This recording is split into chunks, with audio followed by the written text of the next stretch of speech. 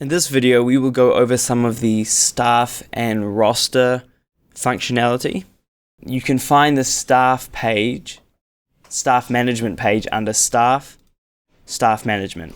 Now this will have a list of all the staff that are inputted into your system already. If you don't have any, we can go ahead and click add new staff to create them. This will bring you to a page that includes a list of the staff's details to input. Once you've created their email and password, you can send these to your staff member and they can go in and log in with these details and change their login password and change their email if they feel led to. If we go down the page, we have some personal details, so first name, last name, a contact email, which is in the rare occasion that you don't have your contact email as the main email, which really will only be used when you have more than one account in Aimy. It will then allow you to have different login emails because they have to be different, they have to be unique, and then have the same contact email receiving notifications from both of those two accounts. If we scroll down, we have the date of birth, contact numbers. You only need one of these numbers, and a Google address. The cool part about this is that you can just start typing and it will offer you suggestions. When you click on one, it will automatically fill out those details for you. Here we have emergency contact and any additional information about work start dates, hourly rates, any theme colors which will help for making their profile distinguishable on a staff roster, and any first aids or police clearance expiry dates that you want to input here. Once we're happy with this, we can click the save button and it will add them as a staff member. To change the permissions of a staff, you click on the permission button beside their name.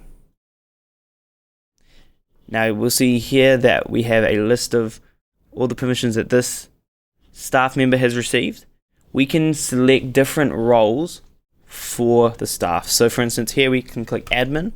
They will have full access to everything in the system at the site that they're created at.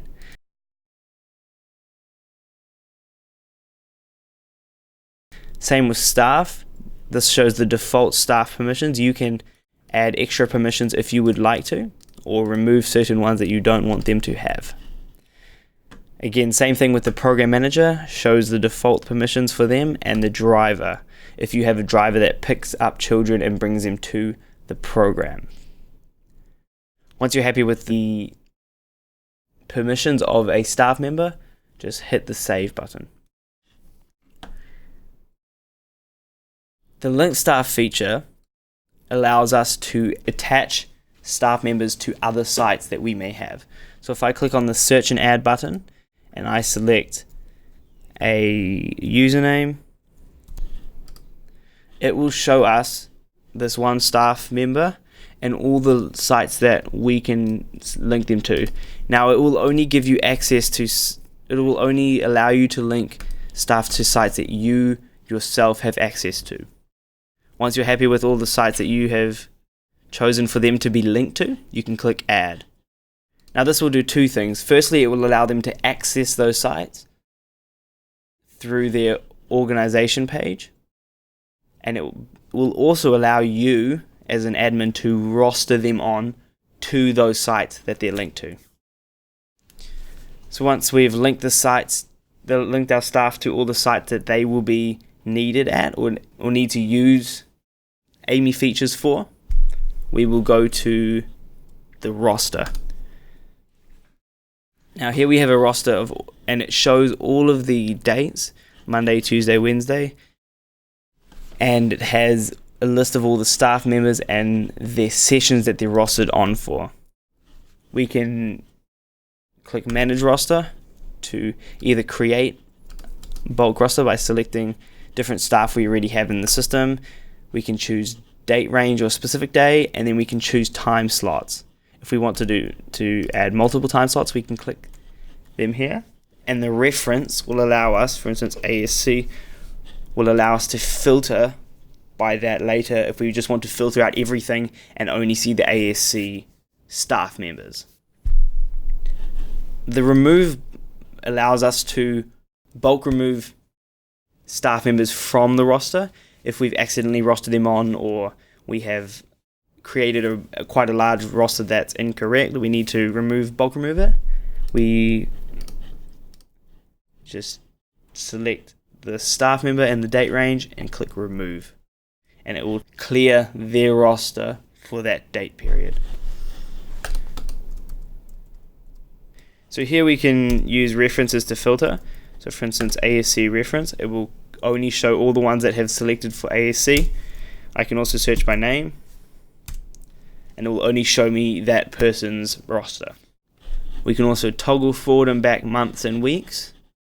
We can also just change the order by A to Z, or order by time, so it shows the staff with the first time slot first. Once we're happy with our roster, we can also notify staff.